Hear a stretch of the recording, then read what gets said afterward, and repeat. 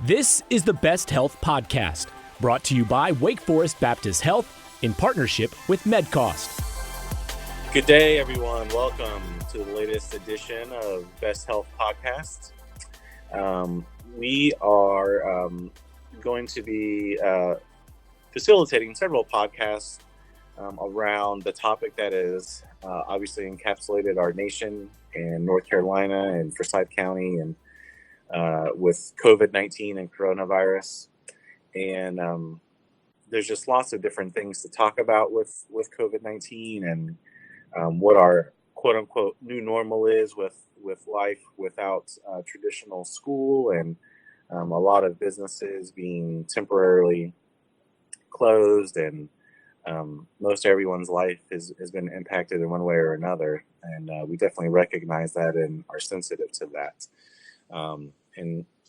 Wake Forest Baptist Health has a good resource page. If you are looking for information, it's wakehealth.edu/coronavirus, wakehealth.edu/coronavirus. So we invite people to visit that webpage and get all the information they need about various aspects of that.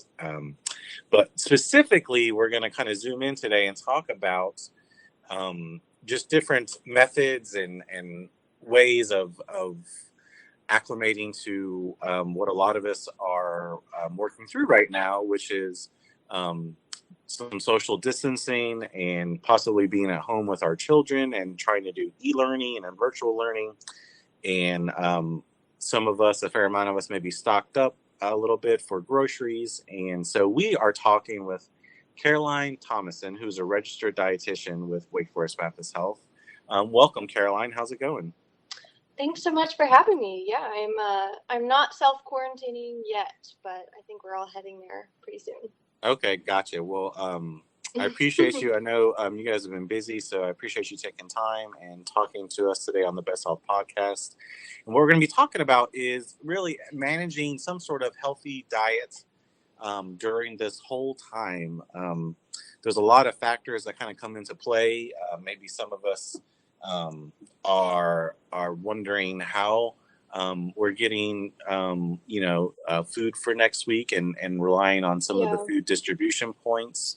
And some of us may be, stocked up, anticipating some social distancing and isolation. And, this other kind of factor that, we have our kids with us at home possibly is a whole nother angle too. So we're gonna talk about all that, Caroline. But before we do, just would you mind telling us a little bit about yourself?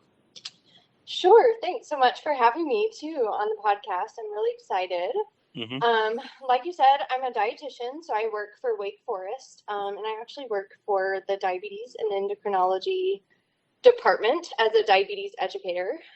So I kind of have a dual role as a dietitian and diabetes educator, and I've been doing that for about 2 years. But other than that, I enjoy just being outside, and before pre-COVID-19, I loved traveling and going to the beach and just being outside in general. So hopefully one day soon we can get back to that. Yes, I totally agree. One day we will all get back to doing those fun things. So I'm going to jump into it, Caroline. We hear a lot, and maybe you've seen, things on the internet or social media about stress eating. Mm-hmm. I know that's may or may not have happened in our house already with my family. So I guess just talk to us a little about stress eating and why human nature is to kind of revert back to some sort of comfort food or why we use food as a stress reliever. Yeah, such a good question right now. I think you said it earlier, but we really are adjusting to a new normal, right? And so this is just an unprecedented time. We've never found ourselves in this scenario before. And so a lot of our kind of like primal instincts are to find comfort in some way or to just look for things that are going to give us maybe like a sense of escape for the moment. And so I think that's where stress eating, even when we're not in such dire straits like we are right now. Of course, everyone's experienced some type of stress eating on some level. It affects all of us. So, now we are in this little microcosm, and that is unfortunately a really big thing that a lot of us are dealing with, because it does kind of offer comfort during this crazy time. And I think that it's also something like, we revert back to old habits. Like, I always think about, like, when you were on summer break as a kid, your eating habits were totally different, because summertime was such like a novel time every year, and it was almost like coveted. So of course, all of our eating habits would change, and you may have been home alone as you got older, and so it was easier to stress eat or something like that during that time. So some of it is just like falling back into old patterns where we were so used to doing that during a stressful time, or even just a novel time where it's just like new, and we don't really have like a roadmap for how to act as humans when we're home alone all day with our families. So yeah, that's true. So do you know, or can you talk a little bit, Caroline, to why do we like the really sweet, sugary things and the salty things? Like, why does our body seem to derive joy from the stuff that's maybe not so great for us? Yeah, why do all the good foods taste so good? yeah, exactly. Yeah, and it really does come down to the food industry, and actually the way that a lot of these products were engineered. And a lot of people will say that they're addicted to junk food, or they're a sugar addict, or a soda addict, or whatever. They've tried to quit so many times, and then of course they kind of hit a breaking point and kind of spiral or start going back on their habits. And so a really big reason for that is because fat and sugar and processed food in general, it has this component to it that's called hyperpalatability. And hyperpalatability means, basically, think about like, it's just like the most delicious texture that melts in your mouth that makes you want another bite. That's what hyperpalatability is. And so think about like a Cheeto. A Cheeto just like directly melts as soon as it hits your tongue, and then of course it's gone and you want another one. And so that hyperpalatability was actually engineered by the food industry and processed foods to be more craveable, to be more addictive. And during times of stress, when we are looking for that sense of comfort, and when we have we don't really have any other outlets, we're stuck at home, it's almost like a primitive instinct where our brain is just drawn to those foods because it knows that it's going to offer that really instant hyperpalatable reward. And we almost revert back to that primitive brain, and we don't necessarily, it takes a lot of practice to override that. And especially during times like this, when we're already under a lot of stress, the times are changing, everything every day is changing. Like, that can really take a back seat, and stress eating doesn't become something that you feel like you need to work on. It just becomes a habit that you start to develop. So what, that's great information. What can we do realistically to kind of, if we find ourselves stress eating throughout the day, how can we break that cycle? What are some things that we can do to maybe replace that stress eating behavior with another behavior? Yeah, so if we go back to the hyperpalatability example, one of the most basic things you can do is to stop keeping hyperpalatable food or processed food in general around all the time.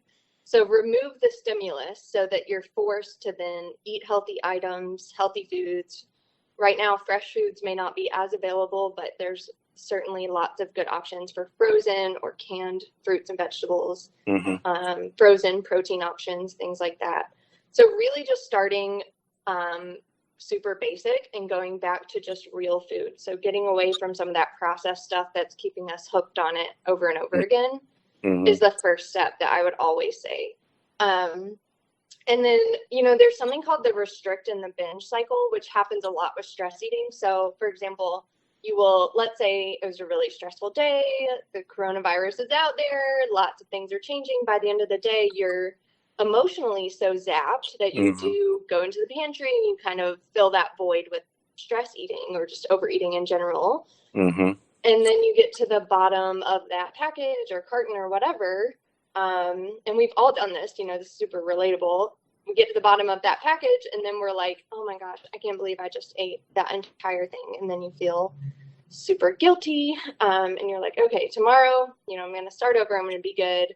And then you don't eat breakfast, or you try to eat, you know, very minimally to try and kind of overcompensate for that overeating episode. So that's what's called the restrict and binge, or binge and restrict cycle. And I really, even if you did overeat last night, I always say, wake up the next day, start fresh, eat regular meals, you know, just move on. Because if you start over and restrict, you're going to end up in the same place night after night or day after day. So trying to stop that cycle and just eat normal, regular, balanced meals in addition to eating real food-based meals can be a really good strategy just from a nutrition standpoint. Gotcha. That's good information as well. Yeah, it's interesting that you said that, you know, and I've experienced it too, where you almost, you know, you're almost on autopilot, just eating that food that tastes good, and then you get to the end of the package and you don't even realize it's almost kind of mindless in a way. It is. Yeah. That's interesting. Yeah. And I always tell people, you know, this kind of sounds like tough love, but when you finish stress eating, you're still stressed.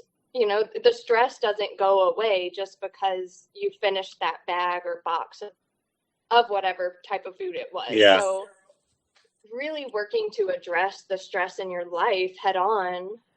Because really, when you think about it, the stress eating and these overeating tactics are just like avoidant type tactics that we're using to almost, you know, suppress the stress or something. Yeah. And, you know, there's some resources on our website, wakehealth.edu, about stress and anxiety. So people can feel free to visit that website and just search that topic, and you'll see some resources come up. I want to shift angles a little bit. So we have, you know, a lot of people around here. They were kind of anticipating maybe some social distancing and having to work from home or be with their children at home, and stocked up on some groceries ahead of time. And now there's this maybe a little bit larger than usual quantity of food in the house. Maybe some of it's healthy, some of it's not healthy. You know, what, and you know, you kind of, you know, there's kind of joking in a way with your children not to just, you know, just eat everything in the cupboard in the first 2 days, because it has to last a while. You know, what are some tips that you can give us so that, you know, we're not overeating or eating too much with this maybe increased level of food that some people have, or you know, that they need to help space it out and make it last? Yeah, that's a great question. You know, as far as like grocery shopping and just like the fear and panic that a lot of us are feeling right now, one of the best things I think I can suggest is try not to succumb to that fear. It's almost like when you walk into the grocery store now, you're like feeling that panic that everyone else there is feeling, and everybody just like overcompensates and buys everything.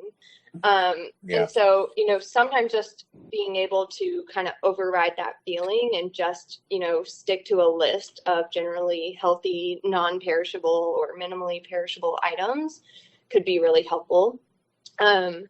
If you do have kids, I would recommend getting them involved. So get them involved in preparing meals or looking in the pantry and coming up with different ingredients and how to put those together. You know, that could be a really valuable time for families that may not get that time together to meal prep or plan together, to cook together, to really start implementing those habits now and getting kids thinking about how do you actually prepare, you know, a balanced meal? What components do you need? Yeah. Well, let's follow up on that. So, you know, we're here with our kids. How would someone go through a meal plan, and what do we need to have in that meal planning process that would make it a balanced, healthy meal? Yeah. So, you know, most meals need to have what I call PFC, which is protein, fat, carbs. So your 3 macronutrients are PFC. And that's easy for kids to remember too. And then vegetables as well. So it's really PFC plus vegetables. But you want those at every meal. And that's, it's so simple. It's almost stupid, but nobody does it. So a protein at every meal. So that's like any type of eggs, chicken, beef, of course, all your meats, tuna, fish, dairy products. Those are going to be all your proteins. Mm-hmm. Your fats, especially healthy fats, are what you want to focus on. So that would be like avocado, nuts, peanut butter, cheese right now. And then, of course, oils that you cook with. So like olive oil, butter, things like that. Mm-hmm. And then carbs, you want to stick to whole food based carbs. So that goes back to what we were talking about with real food. Mm-hmm. Even though potatoes are considered a carb, it's so hard to overeat tons and tons of potatoes in the same way that it's easy to overeat lots of potato chips. So once you start to process these carbs, it's so much easier to eat them in mass quantities without realizing it. Mm-hmm. So whole food carbs would be things like just brown rice, whole grains like quinoa, rice, whole grain bread, wheats, beans, squash, winter squash, peas. Let's see, corn is another starchy vegetable. So really focusing on those first before getting out things like pasta or the white, quote unquote, the white foods. Mm-hmm. Can be a really good way to just portion size because of the added fiber in those carbs. Mm-hmm. And then lastly are the vegetables. So even though I say them last here, they really are the most important. So trying to get at least 5 servings of vegetables in a day is the goal. Which right now, maybe setting a small goal, that might not be realistic right now, especially given everything that we're going through. We're kind of trying to space our food out. Mm-hmm. So if you're not a big vegetable eater, just include 1 vegetable or 2 vegetables at dinner. Something very small, very manageable that you can go home and do tonight. Sure. Well, that is good information as well, Caroline. Do you have maybe just an idea, a healthy recipe that you kind of quick reference when you're talking to families about doing something that would be quick and easy during this time when we're trying to adjust to a new normal? Do you have a recipe that you can share with us? Sure. I can give you some of my typical ideas. So, just as far as like non-perishable items, any canned good right now or dried options are going to be really popular because they're shelf stable. So, for example, like beans and lentils, those are an easy way to get in a really nice complex carb that has a lot of fiber and a lot of protein. Mm-hmm. You could make like a bean soup, a minestrone. You could make chili. That would just be a few ways to use a bunch of different types of beans. Lentils are really good with like a curry or a very simple spice or sauce. So those can actually, like a curry sauce or a curry spice can actually really add a lot of flavor to just something plain like lentils. And then you could pair that with some type of protein and then maybe even like rice or a salad on the side if you wanted to do that. As far as just, simple meals, I typically will give people the example of the plate method. So that's what's kind of replaced our pyramid, the food pyramid in the United States now. So that's really just half your plate vegetables, 1/4 protein, and 1/4 carbs. All right, say that again. So pyramid is out, the plate is in. Pyramid's out. Yeah. So tell us the plate ratios again. Yeah. So if you were just looking at your plate and you divided it up, just looking at it visually, half of your plate should be covered in vegetables. 1/4 could be your protein, and 1/4, the final quarter, is where your carbohydrates would go. Right. Okay. So an easy way to divide up your meal, just looking at your plate visually. Okay. And we can provide a link on the BestHealth Podcast page over to some nutrition information on our website as well, just for the people listening. We're going to wrap up in a minute here. But before we do, Caroline, you work with people and patients that have, various health conditions or, special situations where food in diets is even more important than as important as it is to all of us. If someone has some special dietary needs or restrictions, you would probably encourage them to stick to that as much as they can, even during this unique time that we're in right now, right? Yeah, that's so true. I'm glad you brought that up, because I feel like a lot of people think that, since this has never really happened before, it's unprecedented times, right? There's no rules. So it's almost just like that feeling gives people permission to just like do whatever they want. Yeah. Like we were saying, to fall back into your old habits just because you don't know what else to do. It's like you revert back. And so really pushing yourself and trying to stay on plan with things that you've been working on, and knowing that we're going to come out of this time and you're going to be so much better for it if you can stick with some semblance of your plan. Of course, it's not going to be perfect. It's never perfect, but knowing that you at least tried to do that, you're probably going to come out of this so much happier and better off with your health. Yeah. All right. That's good advice. So, if some of us maybe have already seen maybe the scales go a few pounds in the wrong direction here, since we've been more isolated and social distancing. Do you have some quick advice for us as far as if helping reverse that trend on the scales? Yeah, I think one of the best things, if you feel yourself sliding, is just to create a little bit of structure for yourself. If you feel like it comes down to just snacks are always available, trying to create a snack time.